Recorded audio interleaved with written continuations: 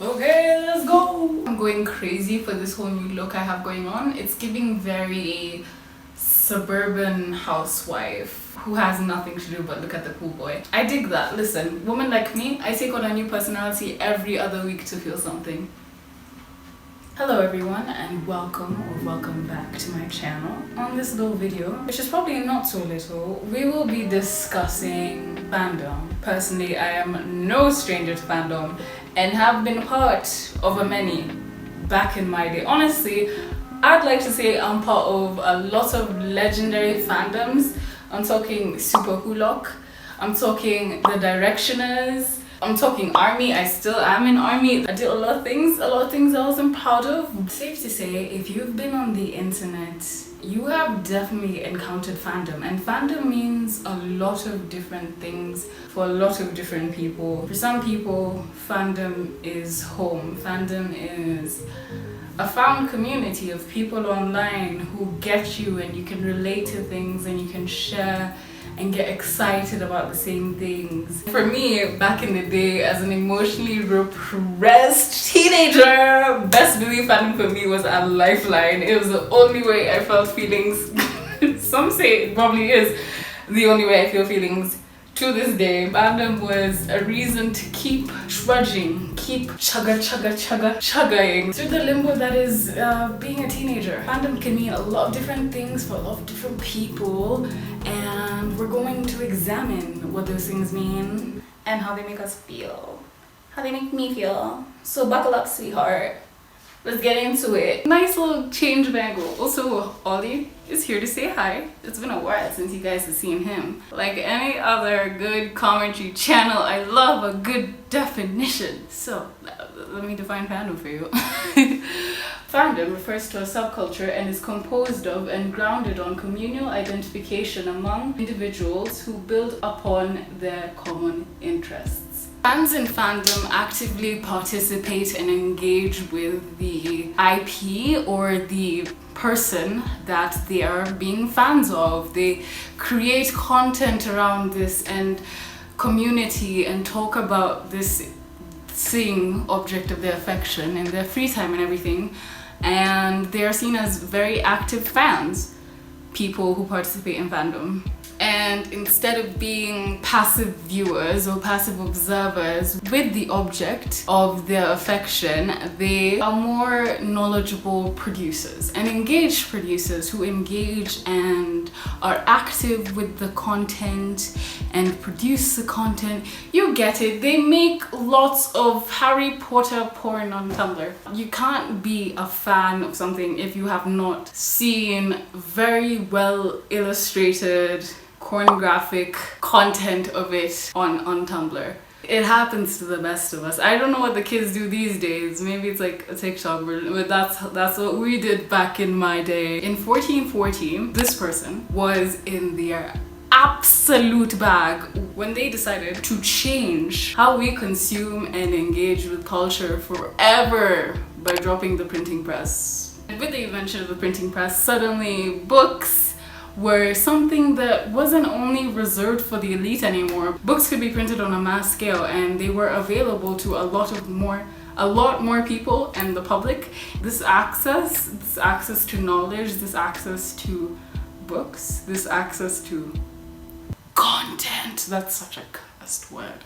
You could see how this created fandom today because it created means of information and art to gain popularity with the amount of access that it did have, and with a lot of people being able to gain access to this information, to these stories, whatever the hell they were reading in those books, people could commune and come together and discuss what was being read and engage with what was being read. This went on, and until, by the 17th century, we had people who had become accustomed to consuming art and consuming knowledge and information in this sort of way. By the time we had the likes of Shakespeare and Company, people had moved on from being just consumers, and we saw the rise of the connoisseur. This is the person who is not only just consuming what they're consuming, but they are passionate about it. They are fully engaged with it. They know everything that is to know about this thing, and they are just invested. We saw a lot of that in the 17th century onwards. And although fandom didn't exist back then between the connoisseurs just yet, we saw a lot of engagement in the communities that these specific people who are fans of engaging in, words. They would have lots of community events, get-togethers, competitions, all that fun stuff that people in fandom do engage in, but it wasn't called fandom just yet. In the 1800s, fans of Sherlock Holmes realized the power that can come with community when in 1893, Sir Arthur Conan Doyle did the absolute unthinkable when he decided to kill the detective in the book The Final Problem. And fans were totally fine with this and calm and collected, and they realized it's okay because it's just a book and it's a story and the author has the right to tell it, right? That's what happened. No.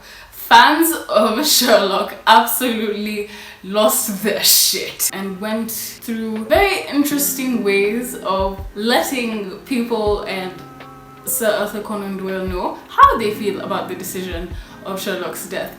From very different things like wearing black armbands in mourning for the detective, cancelling the subscriptions to the magazine that Sherlock was published on, which was the magazine The Strand. They cancelled their subscriptions to that, so boycotting ain't something new when it comes to fan culture. It's good to know. And best believe, Sir Arthur Conan Doyle got plenty of strongly worded letters the manager-esque emails, well, letters, as to why fans think that that decision to kill Sherlock makes absolutely no sense. And this was done for a while, and some of the letters not so pleasant. After a few years of this kind of chaos and backlash and demands, Sir Arthur Conan Doyle finally collected himself, and in his 1903 book The Empty Hearse decided to bring the detective back to life. So this was probably the first instance we've seen of fandom and of fans coming together as a community and working together towards a specific goal.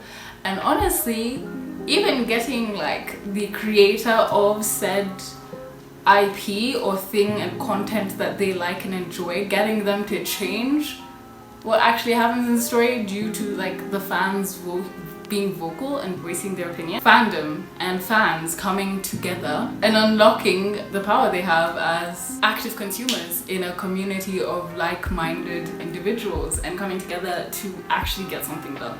So that's cool, that's fun, that's fresh. However, I'd like to say that the little science fiction conventions and fandoms of the 1920s and 30s, they were probably one of like the first proper fandom activities and things like that, but nothing, and I swear nothing, would ever compare to what we saw in the 60s with Beatlemania.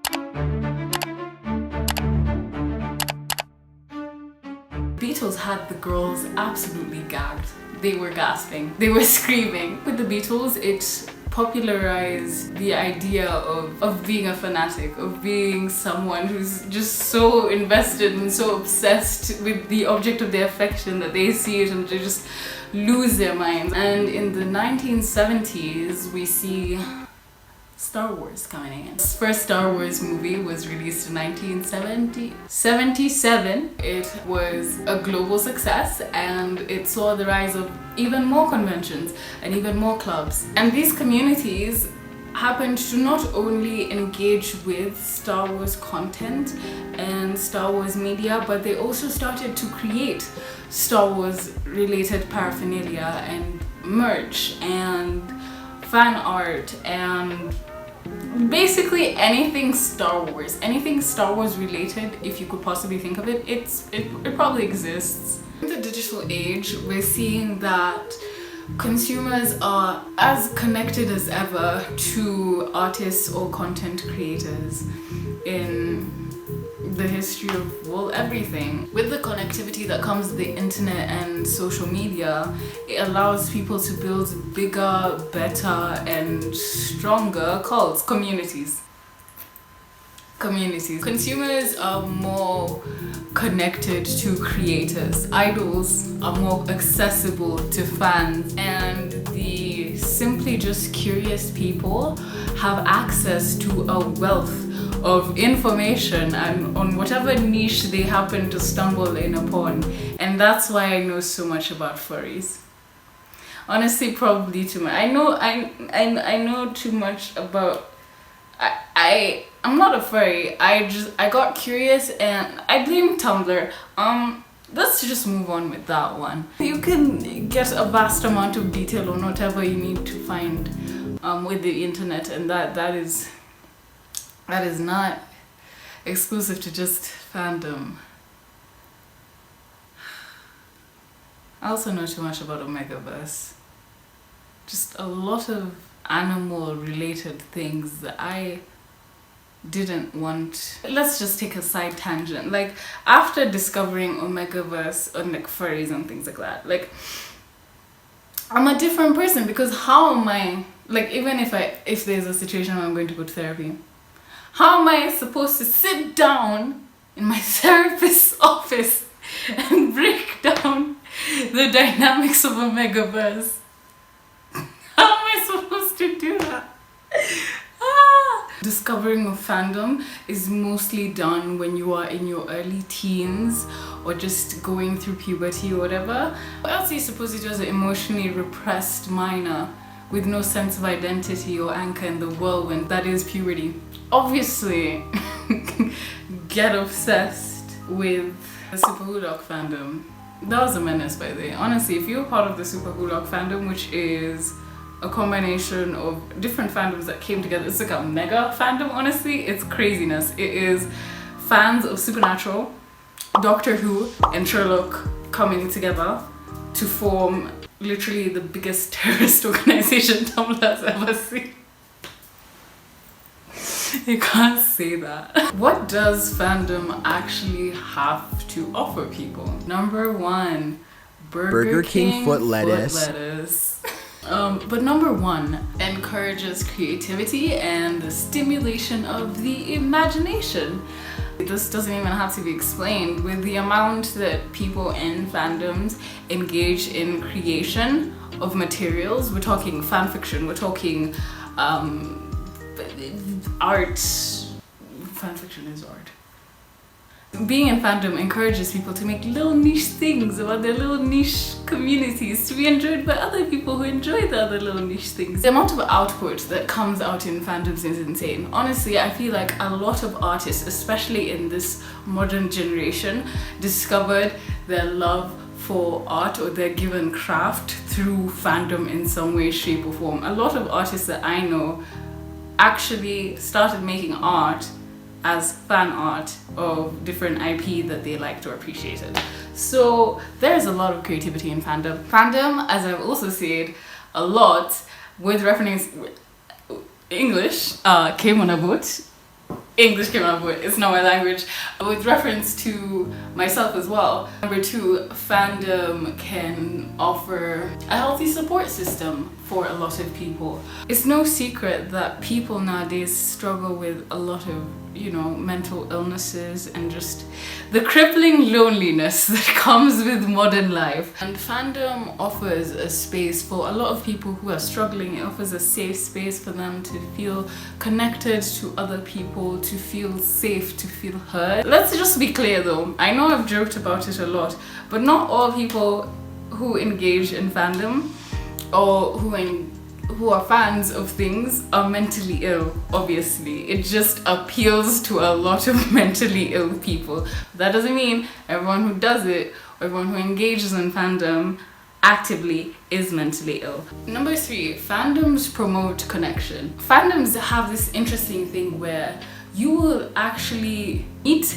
and talk to quite a number of people. Some people you'll never even meet in real life, and these could be called your mutuals, where you tend to run in the same circles online and bump into each other, probably even follow each other, and you would follow and engage with and have conversations and deep, meaningful connections with people you will never probably meet in real life in the physical form. However, the connection that you guys have formed through fandom is honestly probably more solid than some relationships you may have in your real life. People who do engage in fandom or who are introduced to fandom are young, so it's a lot of young people kind of coming together and growing up together and learning together, and I don't know, it's really beautiful. And I just had to talk about all the good things about fandom and why I liked it, because as we do know, this shit can sometimes get dark. And with that darkness, I have to introduce to you the Stan.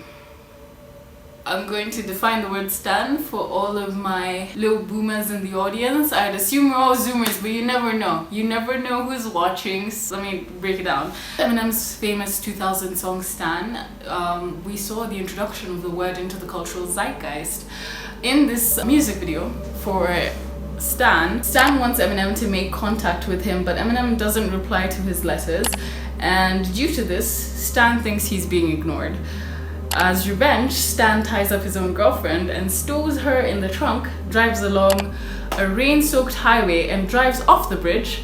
Eminem gets around to responding as he says how thankful he is for his support, only to understand that Stan is obsessed with him, and then finally connects the dots to realize that he's the man who killed his girlfriend. That's how Stan was introduced, and Stan is a portmanteau for putting two words together. Is it portmanteau? Have I used that correctly?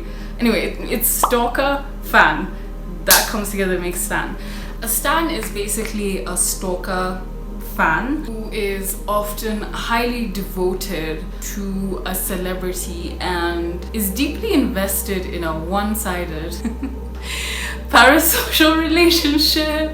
My favorite word. Of course, it always comes down to the parasocial relationships. If you haven't realized anything on this channel, it always comes back to the parasocial gang. I will fit in an explanation or justification using parasocial relationships in any way, shape, or form. Like in anything I can fit it into, I will. Best believe I will. A parasocial relationship is often a one-sided dynamic where a person directs a lot of time and energy and interest to the object or person of their affection, while the other party in the dynamic is often unaware of this person. I mean, there has always been obsessive fans. However, I feel like with the rise of social media, like most things, it has definitely been a game changer. And stans have, even though it was introduced with a more negative connotation to it, stalker fan, it literally means you're a stalker. Nowadays, when it used to be seen as an insult back in the 2000s, I feel like in the 2010s, it sort of morphed into becoming a badge of honor. In the 2010s, we saw kind of the birth of something very interesting, and I'd like to say it's stan culture. Like I said before, nowadays being a stan is a badge of honor, and honestly they're known as being one of the most powerful organized groups on the internet. I don't even have to fact check that because I was a One Direction stan in the 2010s. I was a Directioner. I know what it was like. We were basically the FBI. Like the things that we managed to find, they're generally concerning. Yeah, I don't think all of it was legal, but I'm not gonna incriminate myself here. I'm not gonna incriminate myself. The ingredients for a powerful stan group, which also could be a fandom, but I want to specifically focus on like the stans. Social media usage, a shared passion or ideology, hyperactive engagement, and lastly, a willingness to act. And when I say a willingness to act, it's interesting because stan has evolved from being a noun to being a verb, where standing is an active activity that you can engage in and you can partake in and do. And in the age of oversharing, with social media being at our fingertips, the stan is able to access information, a wealth of information about the object of affection at an instant, at a simple Google search. The communication gap that previously existed between a stan's object of affection and the stan has been closed. The oversaturation of constant content that just comes out every day on every social media platform, which does create a healthy standum, especially celebrities that do use social media. They have very powerful stands because a lot of them constantly engage with their fans, especially with like K-pop and stuff, right? A lot of them often go live. They often have activities where they are participating and engaging directly with their fans. They produce a lot of content, they give selfies, they post what they're eating for dinner. I mean, this is almost all celebrities nowadays, but there is a wealth of information which just bridges that communication gap. However, I do have to think about this critically and approach it from a non-biased perspective. This is the not so fun part where I talk about all the potentially bad things that could come out of standing.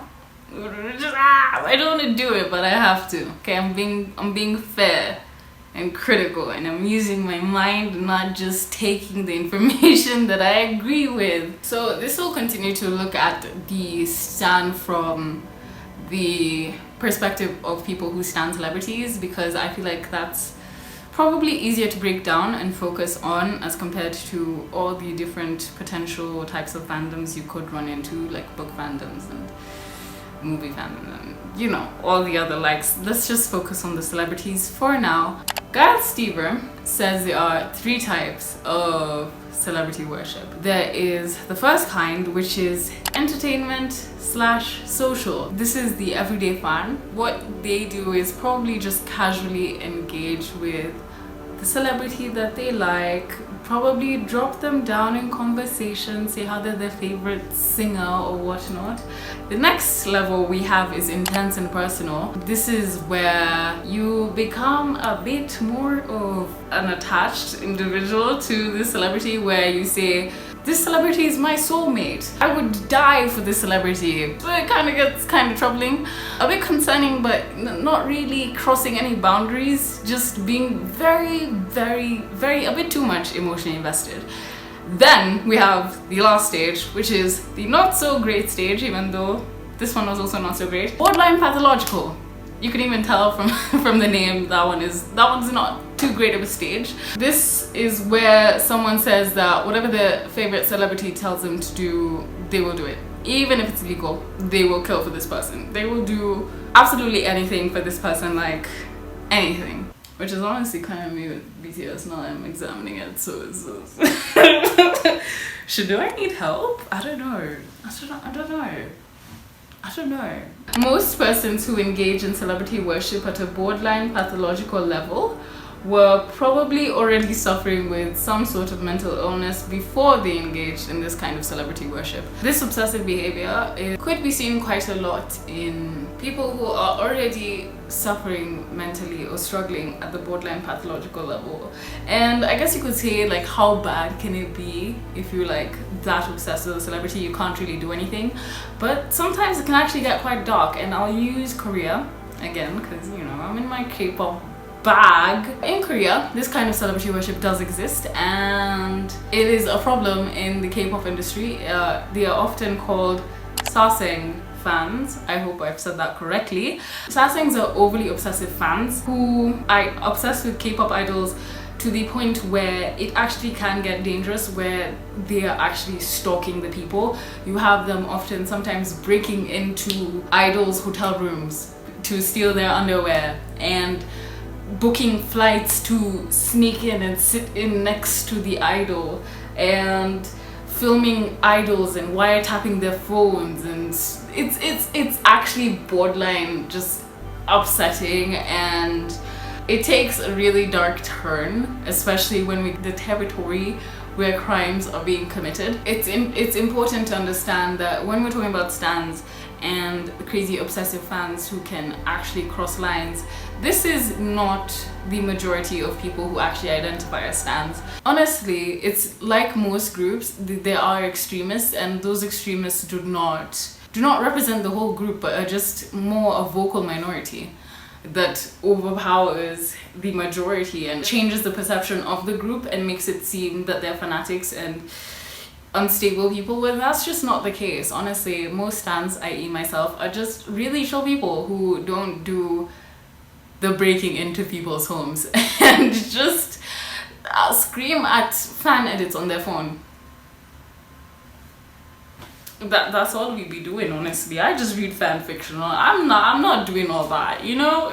I did say stans are very organized and powerful people on the internet, and I don't know if I should do this. However, I will let you in on some of these stan tactics that stans engage in when it comes to fandom, in making sure that their bidding is done.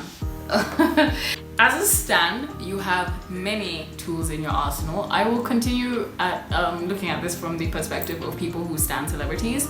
Things that I did mention at first is boycotting. Stans boycott a lot. This is done when they feel like their idol has been disrespected or done wrong to by a certain person or brand. Stans often retaliate in boycotting said people. This often happens on social platforms like Twitter or honestly just Twitter. I don't know where else people do these things. An attack, basically, where fans decide they're not going to be engaging with said person or whatever content until they feel like it has, or they have atoned for their crimes or mistakes against their idol. This one's a bit fun. Stans often have community names. They like to name themselves their little niche names, so their little niche communities. I can't stop saying little niche, it just makes me happy. So they often give themselves names. Often they name themselves. It's rare that you see like a celebrity actually named a stan. Mostly the stans choose something themselves. Ariana Grande's fans being the Arianators, One Direction fans being the Directioners, Justin Bieber fans being the Believers. It's not always last names or first names, I promise. You have BTS fans being the ARMY, which there's a name behind that one. There's a meaning behind that one. Stans also engage with follow back networks or follow back like culture. Stans often follow each other. Like if you guys like the same things, you will follow each other, and you'll have like a bunch of people following a lot of the same account in one standom, and they're often sometimes like really popular stan accounts that are like the most popular stan accounts, and like kind of like stan influencers. It's kind of ridiculous. It's its own like little ecosystem where honestly even like the stan influencers, that I'm making that a term by the way. Stan influencers is officially a thing coined by me, where they have like brand deals and like sell merch and stuff as stan influencers. It's absolutely insane. And lastly, stans are famous for our attacks. I did say the boycotting, but that's like a mild version of an attack. There are proper attacks that stans do carry out, which I don't condone. If someone does critique or disrespect their idol, the first step usually sometimes is to boycott. However, more extreme measures could be taken with just straight up attacking the person or thing or brand or whatever on all social platforms and coming for their necks. Sometimes it's just sarcastic and light-hearted criticism. However, some people obviously do take it too far, where it gets to the point where there are death threats and just hate, just the awfulest things that you could possibly think of. And since it's happening in like a group and a lot of people are doing it, it's a lot of hate or negativity flooding the target all at once, which tends to overwhelm the person, because you know, I can't imagine it's nice having thousands of people telling you to go F yourself, you know. I don't think that's pleasant. That's not how I would like to spend my Sunday afternoon. So that is also a stan tactic. And you know, that is why, one of the few reasons stands remain very powerful and scary and organized on the internet. I've described a lot of these things, and I know you're thinking and you're sitting down, you're like, this sounds all fun and good, but like, is it a cult? There are a few similarities between fandom and cults. In both you have fans who are very passionate and honestly willing to blindly follow their leader in both situations. In both cults and fandom, I can't believe I'm making these comparisons. Oh my goodness. The groups have a sense of belonging and identity, and they heavily identify with the group that they are part of, and it almost becomes a part of them. But I would argue that they're different in the way that in cults, people tend to be isolated. So it's easier to control them, and they're often unable to make connections with people outside of the cult that they are in. But I think fandom is a healthier way to find these connections and have this feeling of belonging, because wanting to belong has to be the most innate thing that us human beings have. We all want to belong, we all want to be a part of something, we all want to contribute, we all want to be seen and be a part of anything, honestly. That can be a good thing, and that can motivate us to be a part of communities that engage with our creativity and our passion, but make us get in touch with ourselves and joy and practice things that we may love. I think cults are different in that they do take advantage of that desire and that need, and they use that desire or need for people to belong and to be a part of community. They take that and they use it to exert control and dominance over the members. However, I think fandom is different in that where there would have otherwise been control and dominance, there's nurturing.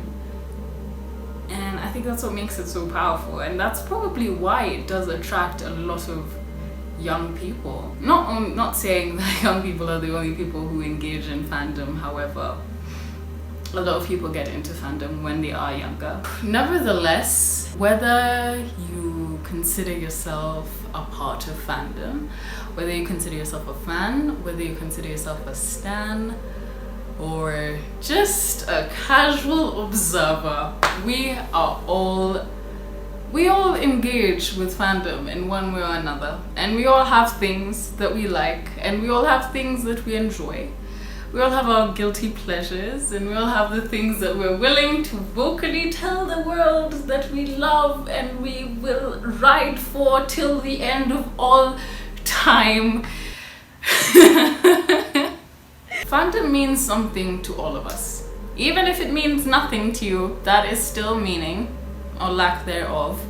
So it still means something to you, kind of. That makes sense in my mind anyways. And even though it has its downsides, like literally everything, because you know, we approach things with nuance here. We try and look at both perspectives, even though it's hard, and I don't like to admit that I might have a problem with my standing and I spend too much time reading BTS fan fiction. We don't need to get into that. I'm never sitting on the floor again. It has been unbelievably difficult. Oh shit. This is like my third glass of water. I've been filming for so long. But with that, we have reached the end of the video. Comment down below what you think about fandom. Do you engage in fandom? Would you consider yourself a stan? If so, a stan of what?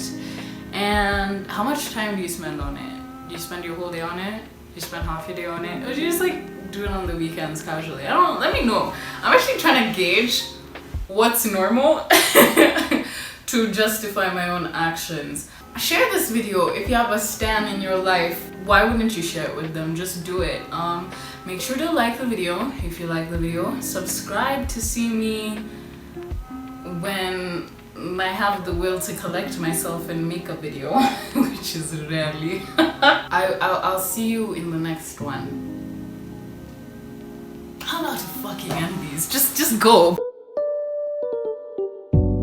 It's 5:50 something and it feels so empty inside.